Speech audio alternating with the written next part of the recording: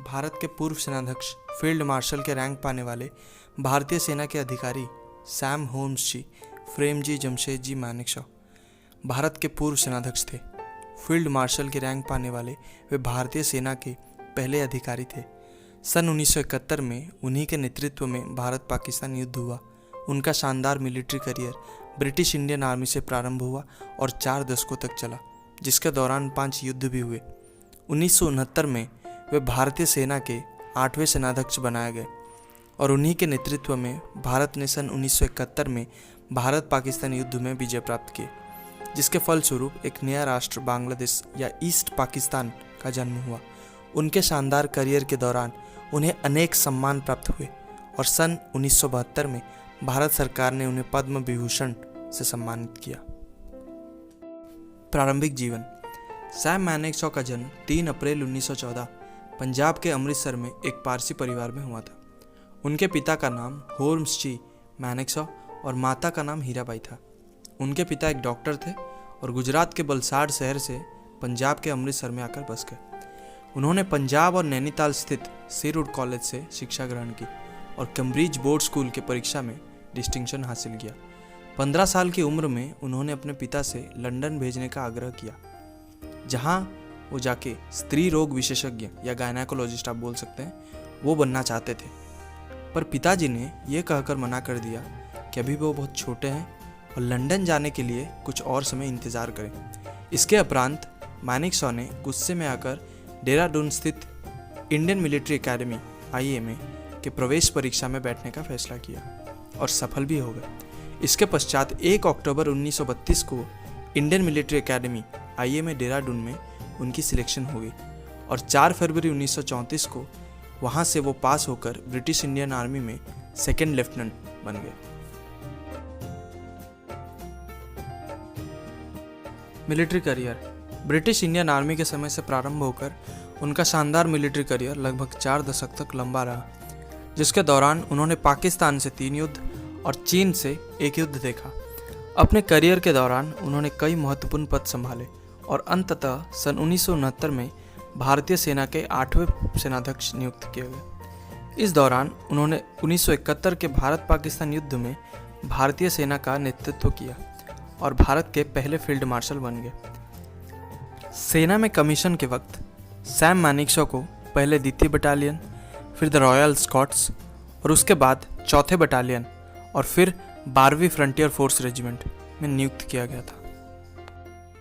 द्वितीय विश्व युद्ध के दौरान सैम मानेकशॉ ने 4x12 फ्रंटियर फोर्स रेजिमेंट के साथ बर्मा में मोर्चा संभाला और वीरता का परिचय दिया, जिसके बाद उन्हें उनकी बहादुरी के लिए सम्मानित किया गया था। उनकी कंपनी के लगभग 50% से भी अधिक सैन्य मारे जा चुके थे, पर मानेकशॉ ने बहादुरी के साथ जापानियों का मुकाबला किया और अपने मिशन में सफलता हासिल की। एक महत्वपूर्ण स्थान पगोड़ा हिल पर अधिकार करने के दौरान वे दुश्मन की घूंघार गोलीबारी में बुरी तरह जख्मी हो गए और मौत निश्चित देख रही थी, पर उन्हें युद्ध क्षेत्र से रंगून ले जाया गया, जहां एक ऑस्ट्रेलियन डॉक्टर ने उनका उपचार किया, जिसके बाद वे ठीक होने लगे। सन 1942 से लेकर देश की आज़ादी और विभाजन तक उन्हें कई महत्वपूर्ण काम दिए गए। सन 1947 में विभाजन के बाद उनकी मूल यूनिट 12वीं फ्रंटियर फोर्स रेजिमेंट पाकिस्तान सेना की हिस्सा होगी, जिसके बाद उन्हें 16वीं पंजाब रेजिमेंट में नियुक्त किया गया। इसके पश्चात उन्हें 3रे बटालियन और 5वें गोरखा राइफल्स में नियुक्त किया गया था।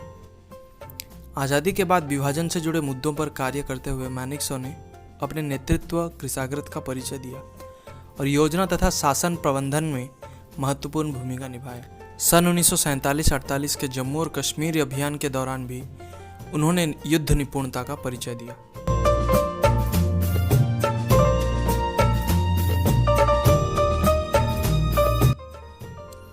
एक इन्फेंट्री ब्रिगेड के नेतृत्व के बाद उन्हें इन्फेंट्री स्कूल का कमांडेंट बनाया गया और वे 8वें गोरखा राइफल्स के कर्नल भी बन गए। इसके पश्चात उन्हें जम्मू और कश्मीर में एक डिवीज़न का कमांडेंट बनाया गया, जिसके पश्चात वे डिफेंस सर्विसेज स्टाफ कॉलेज के कमांडेंट बन गए और इसी दौरान तत्कालीन रक्षा मंत्री BK कृष्ण मेनन के साथ उनका मतभेद हुआ, जिसके बाद उनके विरुद्ध कोर्ट ऑफ इंक्वायरी का आदेश दिया गया, जिसमें वो दोष मुक्त निकले। सेना प्रमुख और 1971 का भारत पाकिस्तान युद्ध। जून 1969 में उन्हें भारतीय सेना का प्रमुख नियुक्त बनाया गया। सेना प्रमुख के रूप में मानेकशॉ ने सेना की मारक क्षमता और उसे युद्ध की स्थिति से निपटने के निपुण भी बनाई। उनकी सैन्य नेतृत्व की परीक्षा शीघ्र ही हुई जब भारत ने पश्चिमी पाकिस्तान के विरुद्ध बांग्लादेश की मुक्ति वाहिनी का साथ देने का फैसला किया। जब तत्कालीन प्रधानमंत्री इंदिरा गांधी ने अप्रैल 1971 में मानेकशॉ से पूछा कि क्या वे युद्ध के लिए तैयार हैं, तो उन्होंने मना कर दिया और उन्होंने ये कहा कि वह तय करेंगे कि सेना कब युद्ध में जाएगी। ऐसा ही हुआ।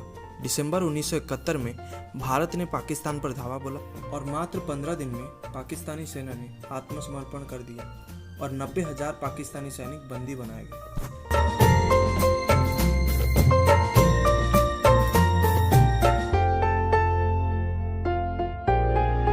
मान और सेवानिवृत्त जीवन।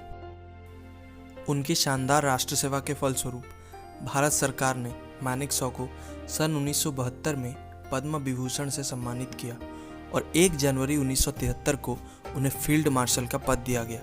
फील्ड मार्शल का पद पाने वाले वे पहले भारतीय सेना अधिकारी थे।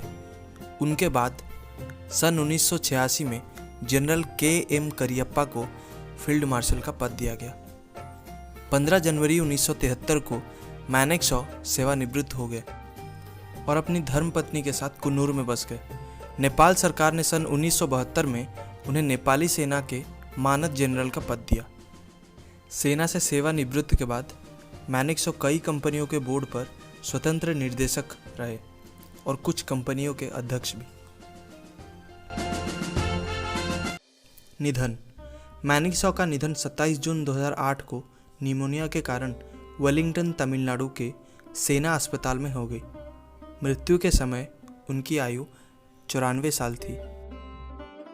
सैम बहादुर, सैम मानेकशॉ, इनके बारे में हम शायद ही कुछ जानते हैं, लेकिन इतने बड़े लड़ाकू आर्मी ऑफिसर को ना जानने की भी बहुत सारे वजह है। इनके बारे में ना कहीं कोई किताब है, ना किसी भी स्कूल में इनके बारे में पढ़ाया जाता है। इसमें सरकार भी बहुत हद तक शामिल है। सेवानिवृत्त के बाद सरकार इनको नज़रअंदाज करती रही। देश को इतना सब कुछ देने के बाद भी इनको महीने का सिर्फ 1300 रुपये पेंशन मिलता था। सरकार के तरफ से ना कोई कार थी, ना कोई स्पेशल पेंशन। लेकिन जब एपीजे अब्दुल कलाम प्रेसिडेंट थे तब ये नहीं हुआ। उन्होंने उनके लिए 1 करोड़ का चेक भेजा था। उसमें यह लिखा था, his arrears of pay as field marshal over 30 years. 27 जून 2008 के 12 बजे उनकी निधन हुई और उनके अंतिम संस्कार में कोई भी पॉलिटिकल लीडर शामिल नहीं था।